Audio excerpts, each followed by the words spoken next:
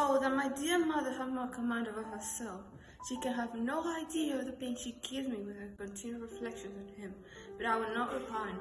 It cannot last long. He will be forgot, and we should all be as we were before. Me indeed, you have no reason. He may live as the most admirable man of my acquaintance, but that is all. I have nothing either to hope or fear, and nothing to reproach him with. Thank God, I have not that pain. A little time, therefore, I should certainly try to get the better.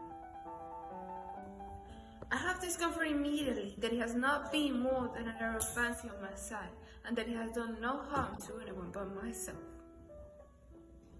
My dear Jane, you are too good. Your sweetness and disinterestedness are really angelic. I do not know what to say to you.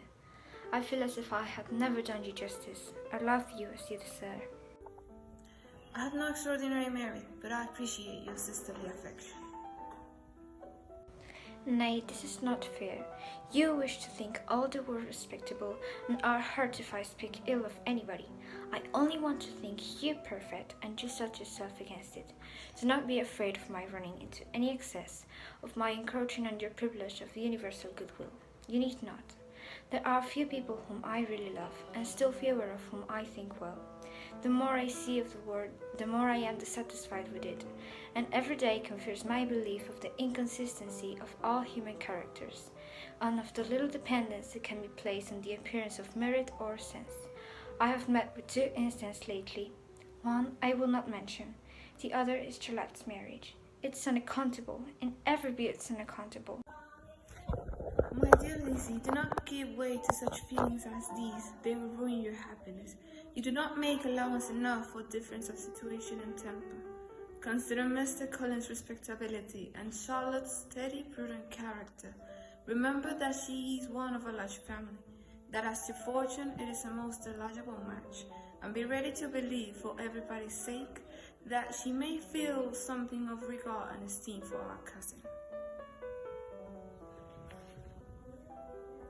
To oblige you, I would try to believe almost anything, but no one else could be benefited by such a belief as these.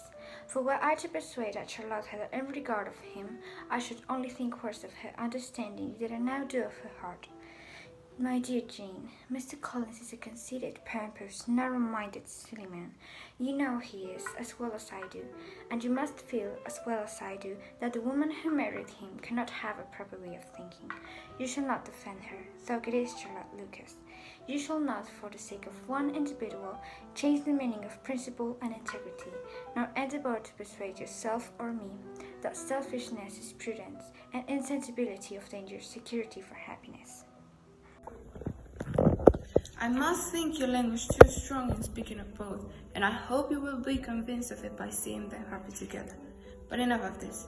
You alluded to something else. You mentioned two instances. I cannot misunderstand you, but I entreat you, dear Lizzie, not to pain me by thinking that person to blame, and saying your opinion of him is sunk. We must not be so ready to fancy ourselves intentionally injured. We must not expect a lively young man to be always so guarded and circumspect. It is very often nothing but our own vanity that deceives us. Women fancy admiration means more than it does.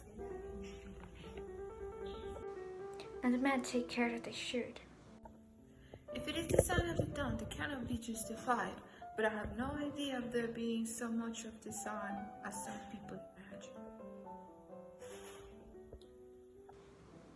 I am far from attributing any part of Mr. Bingley's conduct to design, but without stemming to the wrong, or to make others unhappy, there may be error and misery, thoughtlessness, want of attention to other people's feelings, and want of resolution would do the business. And do you impute it to either of those? Yes, the last. But if I go on, I shall displease you by saying what I think of persons you esteem. Stop me whilst you can. You persist then in supposing his sister's influence? Yes, in conjunction with his friend. I cannot believe it. Why will they try to influence him?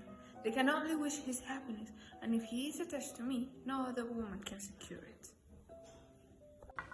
Your first position is false. They may wish many things beside his happiness. They may wish his increase of wealth in consequence. They may wish him to marry a girl who has all the importance of money, great connections, and pride. Beyond a doubt, they do wish him to choose Miss Darcy, but this may be from better feelings than you're supposing. They have known her much longer than they've known me.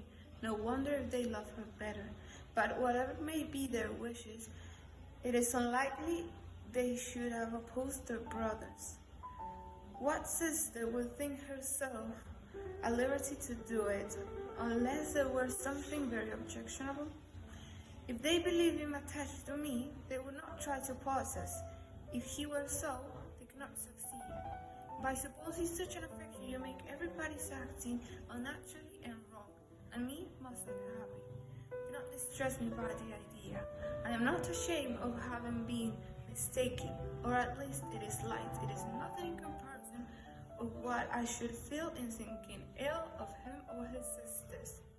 Let me take it in the best light. In the light it may be understood.